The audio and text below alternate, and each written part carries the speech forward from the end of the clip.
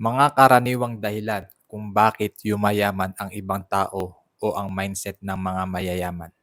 Number one, marunong silang magpalago ng pera. Hindi lang sila basta nag-iipon. Pinapaikot nila ang pera sa negosyo, investment o ibang pagkakakitaan. At alam nila ang pera ay dapat pinagtatrabahuan nila ngayon. Pero balang araw, pera ang dapat magtrabaho para sa kanila. Number two, may disiplina sa paggastos. Ang mayayaman, kahit kaya nilang gumastos ng malaki, marunong silang maghintay, mag-budget at umiwas sa luho. Hindi sila nagpapadala sa pressure ng social media o kung anong uso. Alam nila ang halaga ng bawat piso. Number three, patuloy na nag-aaral at nagpapalawak ng kaalaman. Hindi sila tumitigil sa pagkatuto, nagbabasa sila, nag-aaral ng negosyo, investment at tamang mindset.